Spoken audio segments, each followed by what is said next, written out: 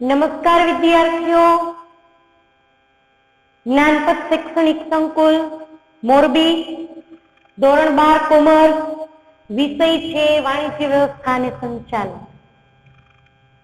હવે આપણે જાન્યુઆરી મહિનામાં જે પ્રથમ પરીક્ષા કસોટી 100 ગુણના પેપરનું જે પેપર સ્ટાઇલ અને વિભાગ ઈને લગતા પ્રશ્નોને આપણે અભ્યાસ કરેલો. તો દરેક વિદ્યાર્થી પાસે અભ્યાસક્રમ છે કે અભ્યાસક્રમ કેટલો છે?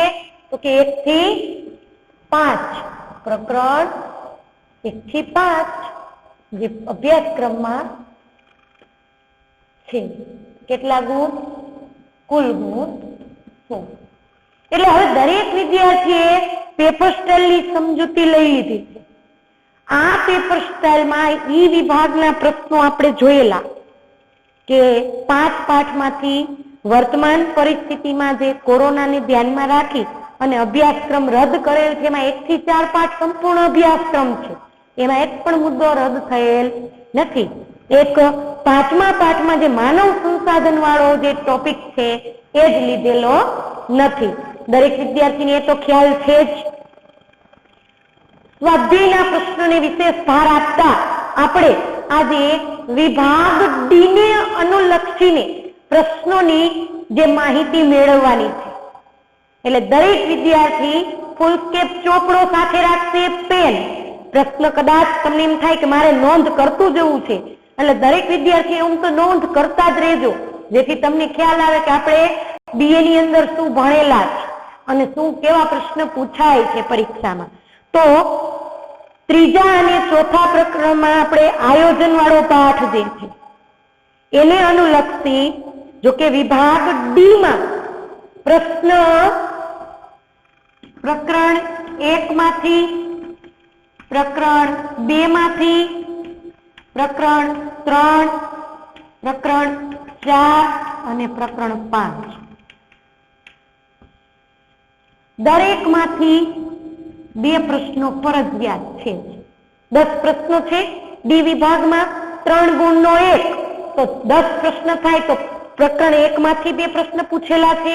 પ્રશ્ન પાઠ બીજામાંથી, ત્રીજામાંથી 2, ચોથામાંથી 2 અને 5મામાંથી 2.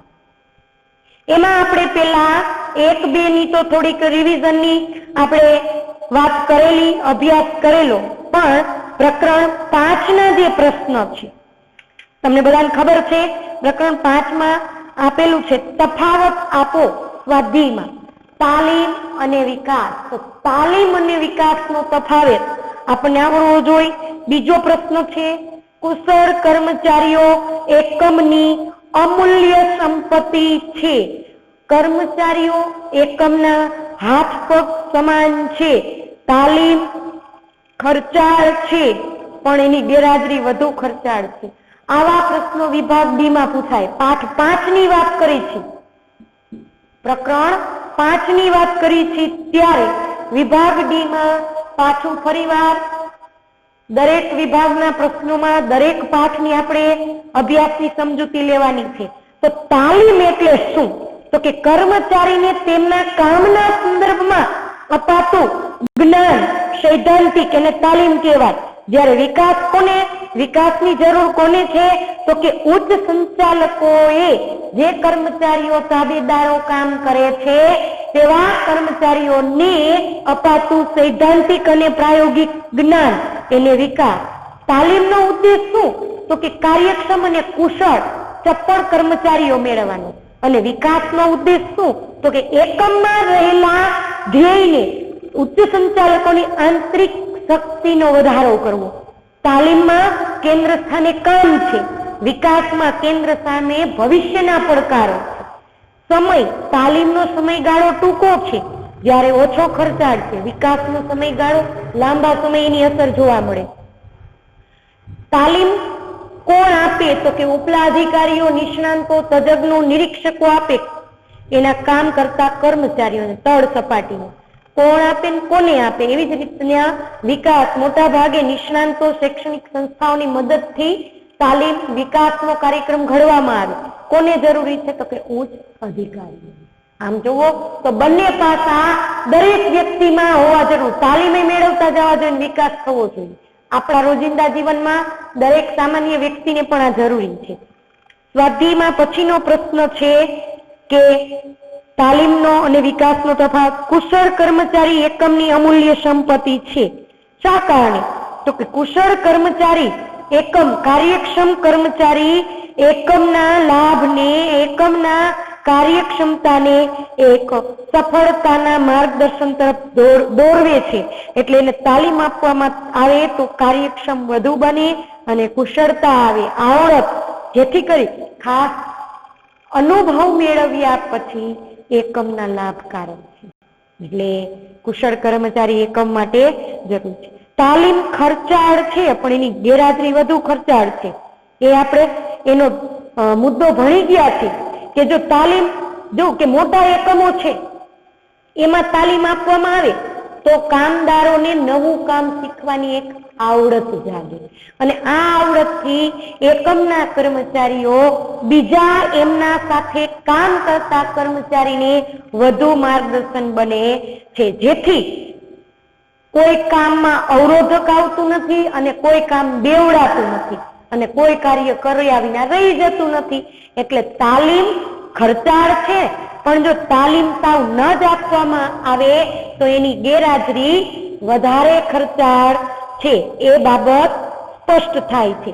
ત્યાર પછીનો ત્રીજો પ્રશ્ન છે આપણો કે તફાવત તો તમે લોકોએ જોયું તાલીમ અને વિકાસનો. ત્યાર પછી સ્વાધ્યાયમાં ત્રીજો પ્રશ્ન છે. ચોથો, કર્મચારી એકમના હાથ પગ સમાન છે. આપણે આગળ ભણી ગયા કે કર્મચારી વગરનું કામ એકમ હાડપિંજર વિનાનું ગણાય છે. તો કુશળ કર્મચારી એકમમાં અને એકમમાં કાર્ય કરતા તમામ ઉત્પાદનમાં વધારે ને વધારે ફાયદાકારક બને છે. કારણ કે એકમનું માનવ શરીર મગજ જેવું કામ આયોજનનું છે, વ્યવસ્થા તંત્ર એનું શારીરિક માળખું છે, તો કર્મચારી એના હાથ પગ છે. કારણ કે એકમમાં થતું કામ કરે છે કોણ? કર્મચારી. ધ્યેય, નીતિ, કાર્યક્રમ, આયોજન, વ્યવસ્થા તંત્ર મુજબ સત્તા જવાબદારી તરફ વરે છે કોણ? તો કે કર્મચારી. ત્યાર પછીનો પ્રશ્ન છે સ્વાધ્યાયનો. તાલીમ ખર્ચાળ છે પણ તેની ગેરહાજરી વધુ ખર્ચાળ. એટલે 3 માર્કના પ્રશ્નોમાં તમને ખાસ સૂચના કે આવા પ્રશ્નો પૂછાય તો એ માહિતી જરૂરી છે. ત્યાર પછી ચોથું પ્રકરણ છે.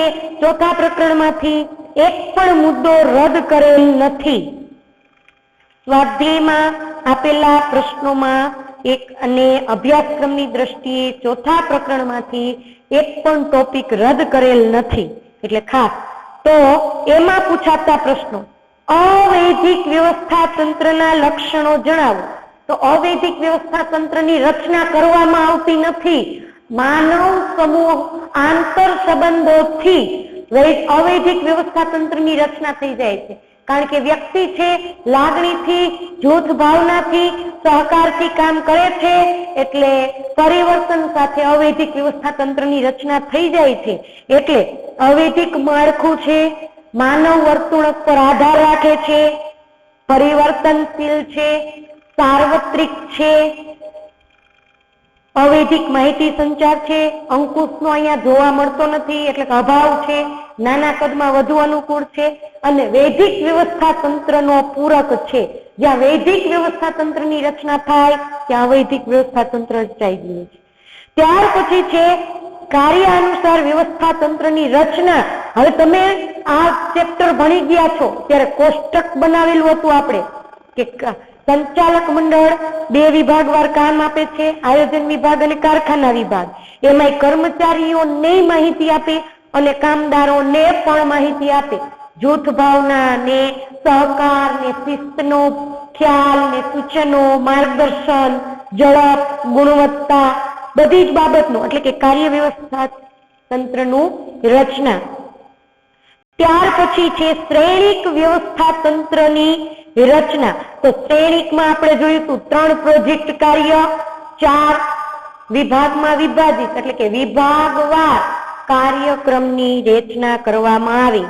તેને પ્રોજેક્ટ. પછી સત્તા સોંપણીના મૂળ તત્વો ત્રિપાઈ યાદ છે, સત્તા, જવાબદારી અને ઉત્તરદાયિત્વ. સત્તા સોંપવામાં આવે, જવાબદારી નિભાવવામાં આવે, પણ ઉત્તરદાયિત્વ કોઈને સોંપી શકાતું નથી. આ ખાસ યાદ રાખજો. આ 3 પાસા ભણવાના છે. ત્યાર પછી ત્રીજો પાઠ છે આયોજન.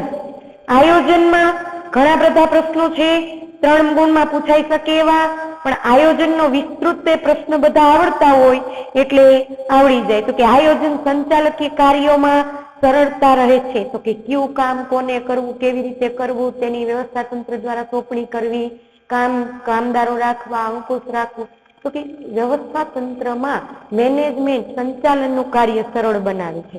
આયોજનના 4 ઘટકો જણાવો. તો ઘટકો ક્યાં ક્યાં? તો કે એક તો હેતુઓ, વ્યૂહરચના, નીતિ, કાર્યક્રમ, પદ્ધતિ, ઘડતર, અંદાજપત્ર.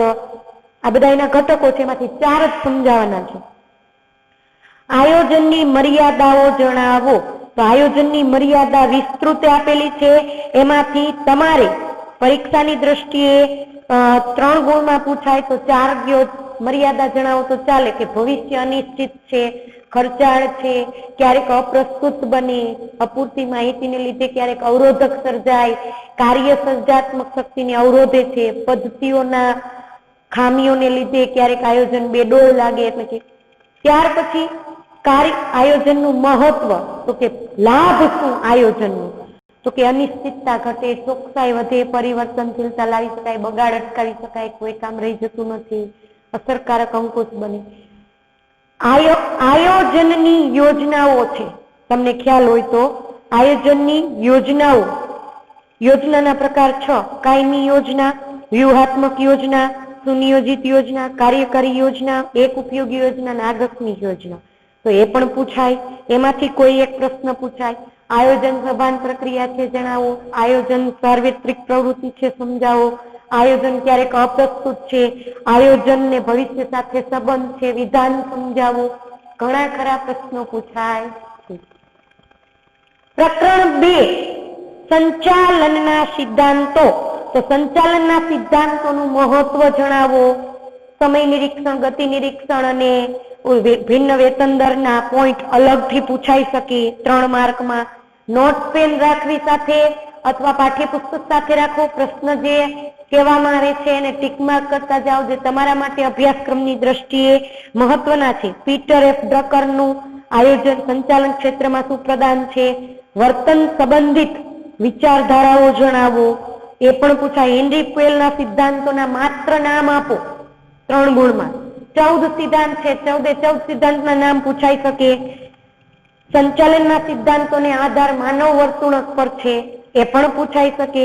અને આપણે પહેલા પ્રકરણનો તો અભ્યાસ વિસ્તૃતે કરેલો છે કે સંચાલનનું મહત્વ જણાવો, સંચાલન વ્યવસાય છે, ઉચ્ચ સપાટીના કાર્યો જણાવો, મધ્ય સપાટીના કાર્ય જણાવો, તળ સપાટીના કાર્ય જણાવો, સંકલનનું મહત્વ શું છે એના વિશે સમજૂતી આપો. ટૂંકમાં અભ્યાસક્રમની દ્રષ્ટિએ આપણે જો જોઈએ તો BA ની અંદર 3 ગુણમાં પૂછાતા પ્રશ્નો અભ્યાસક્રમ છે 1 થી 5 પાઠ. 1 થી 5 પાઠમાં સ્વાધ્યાયના પ્રશ્નોને વિશેષ ભાર આપવો. ડી વિભાગમાં 10 ગુણ છે, 5 પાઠ છે. 5 પાઠમાં પૂછાતા પ્રશ્નોનું આયોજન તમને આપેલું છે. એ ઉપરાંત 1 થી 5 પાઠમાં કેટલો કોર્સ આવરી લીધેલો છે તો કે 5મા પાઠમાં જે 5.2 માનવ સંસાધન સંચાલન છે એ એક જ ટોપિક રદ થયેલ છે. બાકી ડી વિભાગના પ્રશ્નોત્તરીનું સોલ્યુશન ઈ વિભાગના પ્રશ્નોનું ટૂંકાણમાં પૂછાઈ શકે.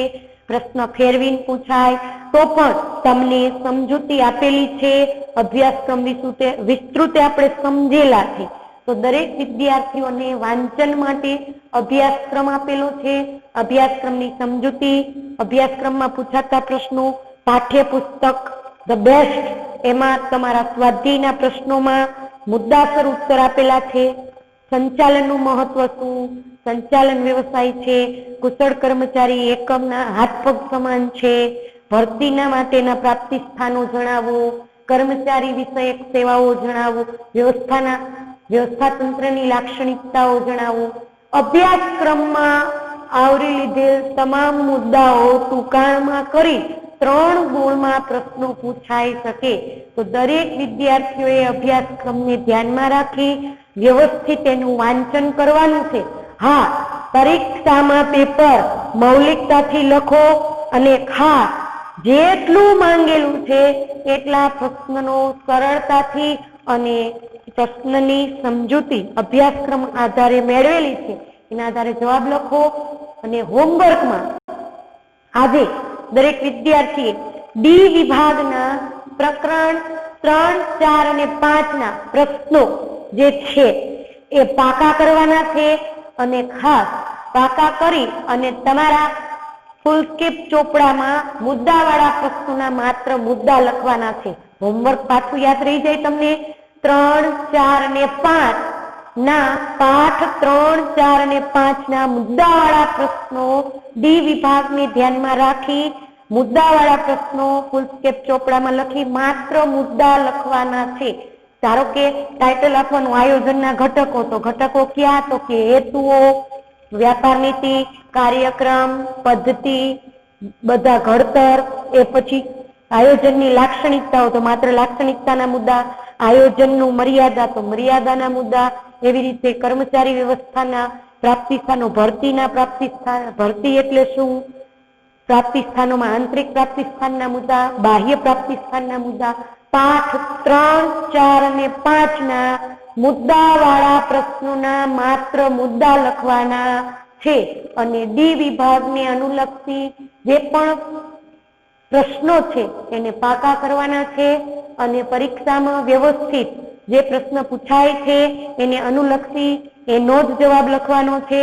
વિસ્તૃતમાં ખાસ દરેક વિદ્યાર્થીને પરીક્ષા માટે, વાંચન માટે અને અભ્યાસ બાબતે પેપર લખવા માટે બેસ્ટ ઓફ લક. નમસ્કાર. જય હિન્દ. વંદે માતરમ.